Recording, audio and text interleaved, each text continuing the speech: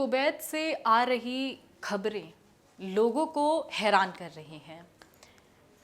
हर वो जानकारी जो कुवैत में रह रहे लोग की जब सामने आ रही है, उन लोगों की, चाहे वो उनके परिवार जब जानकारी जुटाने की कोशिश कर रहे हैं तो उनके परिवारों का जो दुख है वो झलक रहा है। और वो जब जानकारियां आ रही हैं कि आखिर क्यों, किन परिस्थितियों में वो कुवैत गए, क्यों गए, ये तमाम चीज़ें ज़हनी तौर पर परेशान कर देती हैं।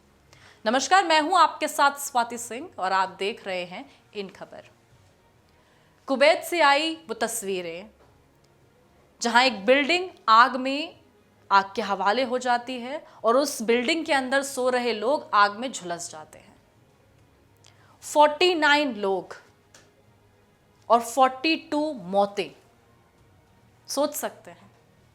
ऐसे में आपको बता दें कि उस इमारत के अंदर जलते हुए हर भारतीय की अपनी एक अलग कहानी है। कोई कुवैत में अपने परिवार के संघर्ष को देखते हुए वहां संघर्ष कर रहा था, अपने परिवार के लिए कुवैत में था। कोई इंजीनियर था, कोई डॉक्टर था, कोई वहां पे ड्राइवर था, या किसी को वहां पर काम करने के बाद वापस भारत आकर अपनी बेटी का दाखिला कराना था। कुवैत में मरे हर उस भारतीय की अपनी एक कहानी है और उसमें से एक कहानी ऐसी भी है जिसे सुनकर आप शायद खुद सहम जाएंगे। मैं आपको बता दूं कि जो कुवैत के अंदर भारतीयों की मौत हुई है उसमें केरल, तमिलनाडु और उत्तरी भारत के तमाम लोग कुवैत में काम करते थे। जिस इमारत में आग लगी उस इमारत में भारतीय सो रहे थे और आग लगने से कईयों की मौत हो गई और कई ऐसे थे जिनकी मौत की कहानी एक अलग ही दास्तां बयां करती है। उसमें से शमीर उमरुद्दीन, जो कि केरल के कोलंबो के रहने वाले हैं,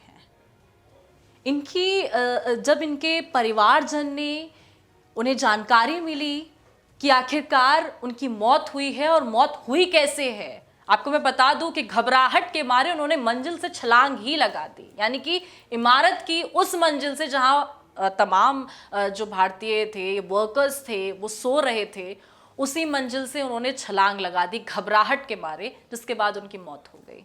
अभी कुछ 8 महीने पहले ही वो भारत आए थे और भारत आने के बाद कुवैत वापस गए थे और भारत आने की वजह थी कि शादी करना, यानी कि शादी करने के लिए भारत आए, उसके बाद कुवैत वापस गए और वहाँ इस तरीके का कांड और इस अग्निकांड में जिस तरीके से उनकी कहानी सामने आई, शमीर ने जलती इमारत की उस मंजिल से छलांग लगा दी घबराहट के मारे, जिसके बाद उनकी मौत हो गई। शमीर वहाँ ड्राइवर का काम करते थे, ड्राइवर थे, अपने परिवार के पालन पोषण के लिए कुवैत गए थे और जिस तरीके से उनके परिजनों को उनके दोस्त ने अपनी आंखों देखा हाल बताया तो उनका परिवार भी काफ़ी परेशान नजर आया कि आखिरकार उनके बेटे ने कितना संघर्ष किया होगा कुवैत में रहकर, और उससे बड़ा संघर्ष उस जलती झुलसती इमारत से खुद को बचाने का किया होगा, उस इमारत से घबराहट के मारे छलांग लगा देना। और ऐसी और भी कई कहानियां हैं जो उस इमारत में दफन हो गई हैं। मैं आपको बता दूं कि एक तो शख्स ऐसा था जो वहां पर अपने परिवार के लिए काम कर रहा था ताकि वो लौट के आए तो अपनी बेटी का दाखिला करा सके, वो भी केरल के ही हैं। केरल के उस शख्स की कहानी जिसे वापस आकर अभी कुछ ही दिनों में छुट्टियां मिलने वाली थी और भारत आकर अपनी बेटी का दाखिला कराना था, उसकी भी एक कहानी उस इमारत में दफन हो गई।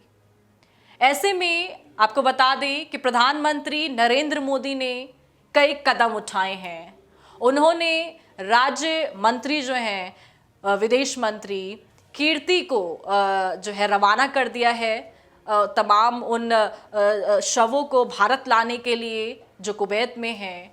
सहायता पहुंचाने की भी लगातार कोशिश की जा रही है उन लोगों की जो घायल बताए जा रहे हैं। कुवैत के बड़े बड़े अस्पतालों में तमाम भारतीय जो हैं वो एडमिट कराए गए हैं और ऐसे में प्रधानमंत्री नरेंद्र मोदी ने साफ तौर पर निर्देश दे दिए हैं कि हर संभव प्रयास और हर संभव कोशिश की जाए कुवैत के जो फंसे भारतीय हैं उनको सहायता पहुंचाने की, और जो वहां पर भारतीय जो ऐसे हैं जिनके जो शरीर है उनके पार्थिव शरीर को भारत वापस लेके आना है, उसमें भी पूरी सहायता पूरी मदद की जाए। तो विदेश मंत्री को भी वहाँ भेजा गया है और आज ही उन्हें रवाना कर दिया गया है। ऐसे में भारत सरकार अपने पूरे प्रयास वो हर कदम उठा रही है कि वहाँ फंसे हुए लोग जिन्हें मदद की ज़रूरत है भारतीयों को, उनको पूरी मदद दी जाए।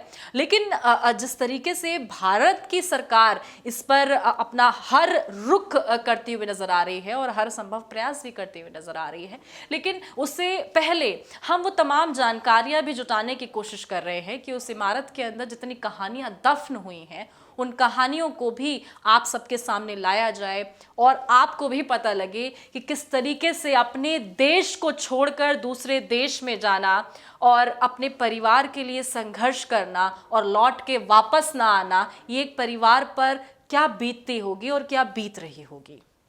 वो बेटा जो वापस नहीं आया, वो पिता जो वापस नहीं आया, वो पति जो वापस नहीं आया। इस पूरे मामले से जुड़ी हर अपडेट, हर खबर के लिए आप हमारे साथ बने रहें और देखते रहें इन खबर। धन्यवाद।